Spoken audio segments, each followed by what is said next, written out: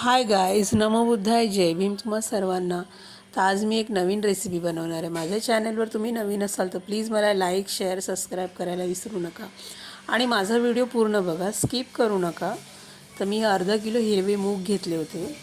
हे मी 5-6 तास भिजत ठेवले होते. त्यानंतर हे बारीक दळून घेतलेत. अशा पद्धतीने तुम्ही बघू शकता, बारीक दळायचे पण जाडमध्ये, जरा पाणी कमी टाकायचं. एक मोठ्या साईजचा कांदा चिरून घेतला, हिरव्या मिरच्या चिरून घेतल्यात, कोथिंबीर. तुम्ही हिरवी मिरची मिक्सरला पण ग्राइंड करू शकता. त्यानंतर मी अर्धा चमचा जिरे टाकले, हळद टाकली, अर्धा चमचा चवीनुसार मीठ टाकलं याच्यामध्ये. आता याच्यामध्ये मी कांदे टाकणार आहे, हिरवी मिरची, कोथिंबीर टाकणार आहे आणि हे थोडं पाणी टाकून घट्टसर बॅटर बनवून घेणार आहे एकदम. तुम्हाला ज्या पद्धतीने बॅटर हवं असेल त्या पद्धतीने तुम्ही घट्ट पातळ करू शकता.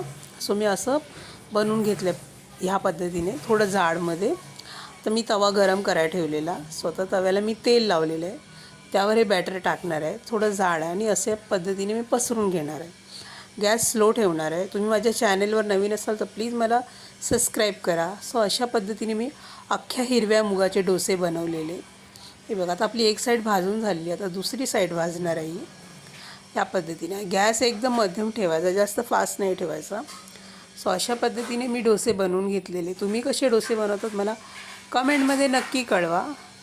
सो आता मी अजून एक डोसा तुम्हाला बनवून दाखवते कोणत्या पद्धतीने आणि तुम्ही बॅटर पातळही बनवू शकता, तुमच्यावर आहे, तुम्ही जाडही बनवू शकता. सो मी थोडं जाड बनवलेलं आणि मी स्पायसी बनवलं होतं. तुम्ही मिरची ग्राइंड बी करू शकता. सो अशा पद्धतीने मी डोसे बनवले. मी हे डोसे सॉससोबत खाणार आहे. तुम्ही कशासोबत खाता मला नक्की कळवा. धन्यवाद. थँक्यू.